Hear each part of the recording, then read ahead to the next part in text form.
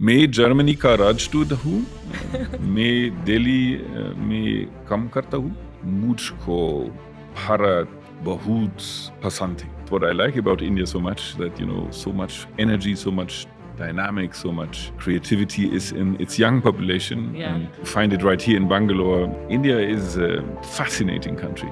There is so much to discover. It's a vibrant and extremely lively society, a young society. We have 35,000 Indian students in Germany and 32 applications for the next year. So we have a huge number of Indian students coming to Germany and maybe also staying in Germany. They are welcome to stay. What are some of the things happening between, the German and Indian government, bilateral trade?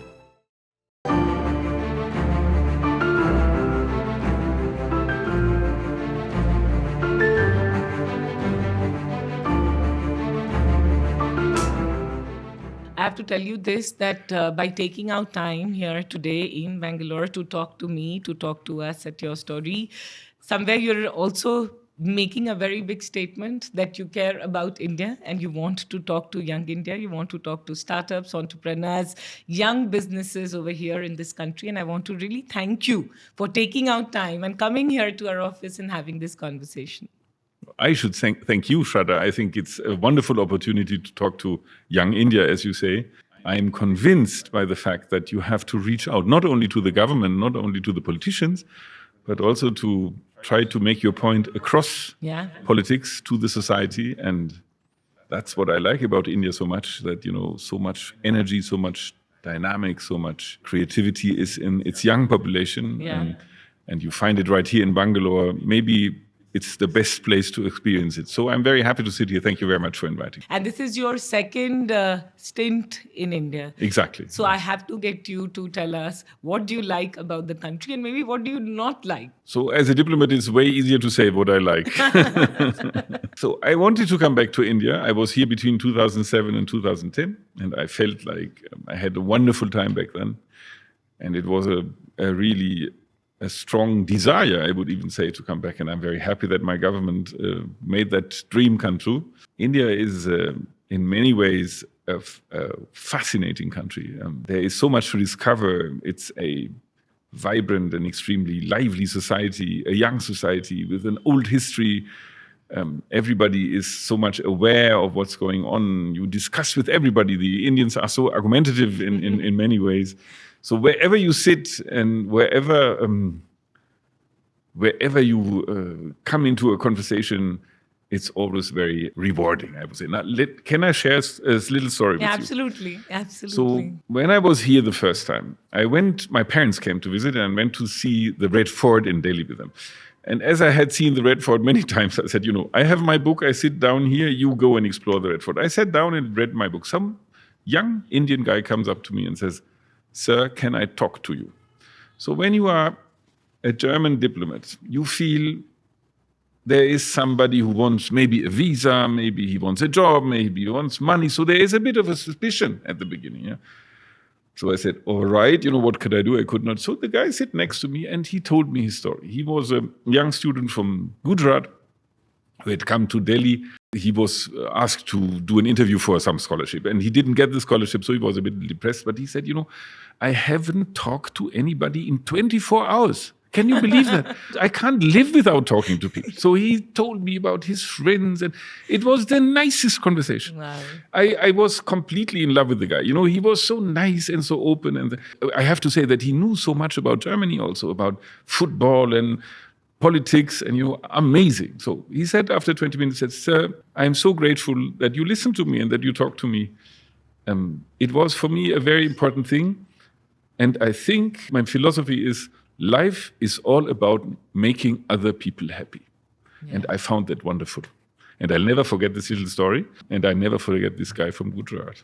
I'll never forget this story during the rest of my life. I have to say that there is something about you which is so warm and genuine. And I'm sure that guy would have, and I'm saying it genuinely, that guy would have found you approachable, no? Yeah. And that also demystifies, some of us have this myth that Germans are, not very approachable. Well, Germans, like Indians, do change over the years also. And when you look at Germany nowadays, it's a different Germany from 20 years ago and 30 years ago. Yeah. So I met yesterday an engineer, a very smart engineer at Bosch here in Bangalore. He said, when I went to Germany to the mother company 20 years ago, nobody could speak a word of English. Now I went 10 years ago, 5 years ago, everybody speaks English. And Germany has become a much more international place. We have 35,000 Indian students in Germany and 32 applications for the next year. So we have a huge number of Indian students coming to Germany and maybe also staying in Germany. They are welcome to stay. Yeah, in fact, this time a friend of mine sent an Indian guy. He is Heidelberg. Heidelberg. His wife is doing PhD from there. And he said there was an Indian get-together. And I was surprised with the number of Indian people who came together for the get-together. But the Indians are so curious, they are adventurous, they are outgoing, they want to explore the world. It's a truly global nation. There's no place in the world where you don't find Indians, and very successful Indians. So that's the case in Germany too. We have a diaspora of 220,000 people, maybe Indian people in Germany. It's not that much compared to others. We have 3.5 million Turkish people in Germany. But this 220,000 Indians in Germany are the most successful diaspora already now. So you see how performing the Indian communities, and therefore they are most welcome. Germany is very keen on having more Indians in. I'd love for you to talk to us, to tell us what are some of the things happening between, the German and Indian government, bilateral trade. What are some of the things? And I heard that there is a lot of focus and work on getting skilled workforce to Germany. So that's one of the big files on my table, is the migration file. So you see that Germany we have an economic problem right now because of the shortage of labor. And we need skilled labor on every level, not only the top level, but also the butcher or the baker or the plumber. That's also skilled labor, and that is very highly valued in Germany. We have this vocational training period where people, when you are a good craftsperson, you are a dignitary. In the place where I'm from, the most influential and the richest people are the bakers and the plumbers and the roofers, not the teachers and the doctors. We need qualified people on every level. And the German government now has introduced a law that makes migration way easier, and it will be entering into force by the end of this year. And I think that there is a huge opportunity also for many Indians to come. So in order to overcome this shortage of labor, we have to get legal migration to Germany, and it's a big thing. We also hope that all these Indian students who come to Germany will also stay at least for a couple of years in Germany, and then after having gained experience or knowledge, then come back to India and set up shop here or something. So we are hoping that those who come to Germany, once you have graduated, you can stay and find a job in Germany for 12 to 18 months. And that will also lead to an Indian population in Germany that gains their money in a very good position with a good salary, and very important, a good work-life balance, because Germany is a country where, once you finish your job, you go home and you do other stuff. And that's at 6:30, then you can go home. And that's something which I think here in Bangalore, where people work like crazy, is an advantage. For us, when we go to Germany, it is going to like a different world. Because once offices are shut, people take out time and they go to gardens. Gardens or sports or to the movies or theater, or they go to clubs, and so there is a life next to work in Germany, which is very important. And we should have an Indian tour and delegation going just to experience what it means to have a balanced life. So what you're saying is that there would be a lot of opportunities for skilled workforce to look at Germany. Absolutely. And if you want to get skilled, that's also an opportunity. There is also opportunity to get trained in Germany and then stay in Germany. So that's all possible now, and it will be much more possible in the future. And how are you going to activate that kind of partnership and awareness in India? That's a very good point, because that's up to us now. We have to find ways and means to make this offer public, to make people understand what they can expect from migrating to Germany. So we will work with several institutions. We have the Indo-German Chamber of Commerce here. We will also work with trusted private institutions. There are some agencies, not all of them I have to say, but some agencies that are very trustworthy and who help us in getting talents to Germany. We will work with universities and with private companies also. We'll see more and more people from private sector coming to India and trying to get talents back to. But as everywhere, there is also a certain war about talents. Everybody's looking for talents, and you have to be quick and you have to be smart to get them. And so you have to have a good offer and also to look specifically after them. And that's a lesson we have to learn. Look what Canada does or Australia. They have a long tradition of Indian migration, and they are much smarter than us. So we have to copy a bit what they do. Yeah, but I feel there'll be a lot of interest among young Indians to look at Germany. And I'm sure young, skilled, at least when I speak to a lot of engineers and people, everyone is aware of Berlin and how cool Berlin is. And so, looking forward to hopefully in a couple of years, we will have a lot more Indians and skilled workforce going to Germany. The other thing I wanted to talk to you and ask you about is, the startup world. And do you see a lot more collaboration happening between the startups? Yeah, what I learned here, and that's, Berlin is a very lively startup place like Bangalore, as is Bangalore. So what I learned yesterday, and I thought that was very interesting, is that the big German companies like take Bosch or Siemens, they have all partnerships with small startups in Bangalore. Yes. So basically, that what they do is they look around, they take the startups they really like, and they sometimes buy them. Sometimes they just invest in them. Sometimes they sit down and try to figure out what they can do in order to get their products better placed on the market. So Siemens Healthineers has a partnership with 10, 12 startups here in Bangalore. And this is a very healthy development, so that the big firms sit down with the small ones and try to figure out what they can do in order to improve their performances. And we have a good startup culture in Germany. Right now in Berlin, it's full of startups. It's a startup economy.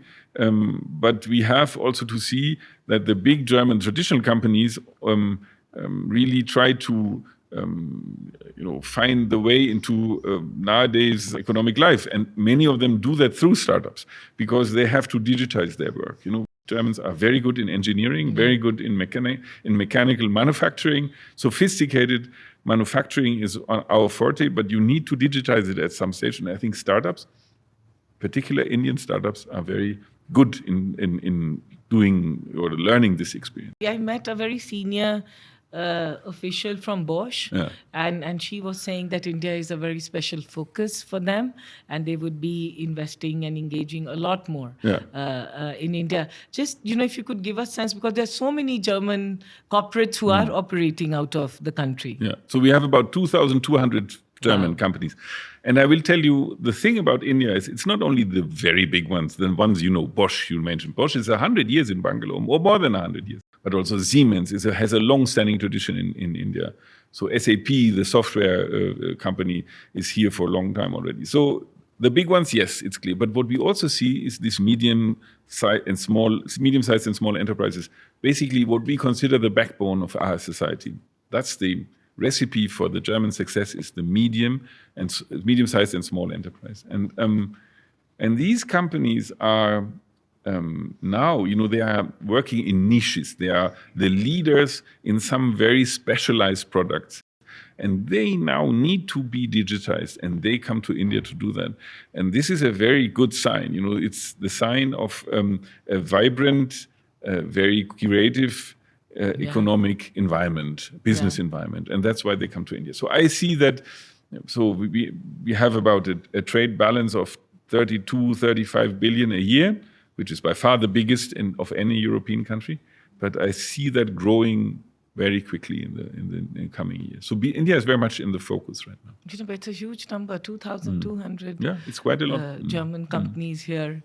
So and they would be creating a lot of employment also here in the country. So basically what you have in Bangalore, it's more than 1 lakh people are working for German companies, and this is work, basically very high-end work. It's a lot of engineers. It's It's not the normal laborer at some manufacturing plant. It's the brain that is here. So the companies I saw yesterday, the German businesses I saw, they have between 4,000 and 8,000 people here in Bangalore. So it's quite a lot. Yeah.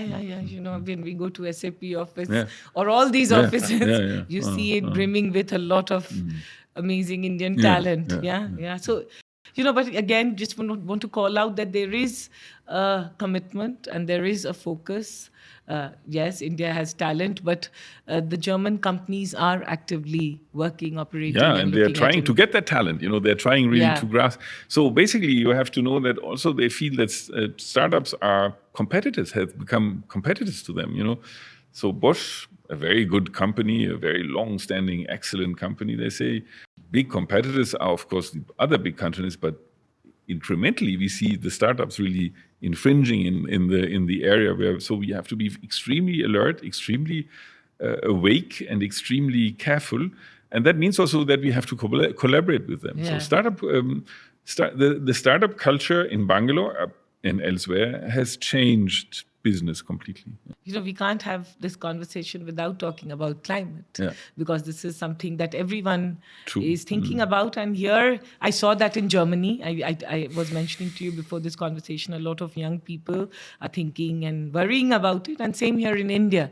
I just want to get a sense from you, how committed are you and India, both the countries, in terms of making climate? So basically, what we have with India is what we call a partnership for green and sustainable development. And it's a partnership that comes with a lot of money, 1.3 billion euros a year, where we, with the Indian government together, find areas where we will try to mitigate the consequences of climate change. So one big area, very obviously, is renewables. So Karnataka is the number one state in India when it comes to renewables. We have 65% of the energy here is coming from renewables. But that's not the average in India. Average in India is below 20%. So what we are trying to do with the energy providers in states and the center is to change energy mix. And when you want to change your energy mix, more renewables, less fossil, you get very good credit lines. So that's happening, for example, in Rajasthan. We have an energy provider who does that. But then we have also a smart city initiative together with the Indian government. And there we are trying to fund projects, or fund in a good way projects that contribute to a sustainable city life. Bangalore Metro. The Germans are giving a very good credit, 500 million euros to the Bangalore Metro in order to get, less vehicles, more people taking the public transport. We have seen in Delhi how much that changed the traffic situation. We finance in Kochi, in Kerala, we finance the water metro system with electric boats. So this is the Smart City Initiative in order to try to, and I want to say that this is all together with the Indian government. The Indian government is very smart on state and center level when it comes to these questions. They know exactly what has to be done, and it's rewarding to work with them because they're also so creative. They have their own ideas. They know how to change the energy mix. They know how to make cities more sustainable. And if we can help in this endeavor, that's a great thing. And in addition to that, what I find most remarkable, and we talked about that a bit ahead of this conversation, is that the Indian business is completely into renewables. So the most successful companies here are into renewables, and that's a good sign also. Renewables, energy mix is an opportunity. It's not negative, it's positive. You can gain experience, you can make money, you can train talents in it, and it's the future. And I think here it's not only the government; it's also felt on the society, in the business community, and that's a very impressive. And therefore, this partnership is very dear to us, because without India, climate change will not be managed. No? It's too big a country, too big a population, and therefore we are very proud that we have this partnership with Delhi. How is it, you were mentioning, and I'm very impressed that you know Patna. And you know the museum of Patna. It's a very beautiful Because museum. I was very proud. I'm also a history student, and I was very proud growing up of the museum. And it's very rare, very rare. So I have to give you this compliment that you know. And you've been in India before, and now you're coming to India. I just want to ask you from development standpoint, from the politics standpoint, from the the way, because you see the country from outside and then you see the country now here. What are some of the changes that you're seeing? So I think every country would have changed over 12 years, but it's indeed in India, it's very palpable. You understand and you see what you see. I would say that the change in infrastructure is enormous. Electricity, roads, public transport. Has hugely changed. The trains are getting better. It's really a big change in many ways. You mentioned museums, and I think it's this is a bit my background. So I want to say that what I see over the last 12 years is more private engagement in culture and art. And in Delhi, we have the Kiran Nadar Museum, which is a fabulous museum where a private person usually collects and builds a space where shows can be created, where people go. And in Bangalore, I saw MAP, this new Museum of Art and Photography. It's a masterpiece, it's fantastic. It's digitized to the most sophisticated level. They have a wonderful show going on women right now. I would recommend to go there. And this is something where you feel that, the private sector, the society feels that there is a need for culture, a need for entertainment in the educational way, and that I find very, very strong. This to see that the private sector comes into cultural life. It's fantastic. It's very good. You see Mumbai, the Ambani, a big project now. That's also a sign of a very healthy society, I would say, then that these private people come into. These are the changes you are observing on ground. So, you're a mango man? I'm a mango man. You like mangoes? Yeah. So I will tell you, I think that I was very self-confident that I knew a lot about mangoes until I went to Delhi Mango Festival. And then you realize you know nothing about mangoes, I thought, the 15 varieties I know, and I was exposed to 800, So a very dear friend of mine gave me Neelam now. The Neelam I didn't know. So I think it's really a southern mango. Yeah. Yes, it's. But another friend of mine she's from Andhra, and she says the Malika are the best. So Malika is also good, I must say. Neelam, I will try. I'll take them with me to because you don't get them in Delhi, no? You would get them only here. When it comes to southern mango, I'd say the Imam Pasand is very good. Okay, Kerala you know mango. more than me. I don't know. Yes. And then try totapuri with a little salt and chili. Yeah, that's what you should try. Yeah. Okay. What keeps you excited about the future of, and maybe the conversation today is about Germany and India and our relationship. What keeps you hopeful? What keeps you excited about this? So I think, be very personal here. I think the world is in a very difficult spot right now. But in India, I feel that there is so much confidence in the future, and that this young generation here is so hopeful and so ambitious and so curious that I feel very comfortable here, because I feel this is a society that is very positive at the end of the day. With all these problems, the divide in the society, the polarizing elements that you feel are in many, many countries are very much here, but also in Europe. But overall, I would say that there is a strength and a force and an energy here that makes me confident that it will also overcome the problems somehow. Yeah.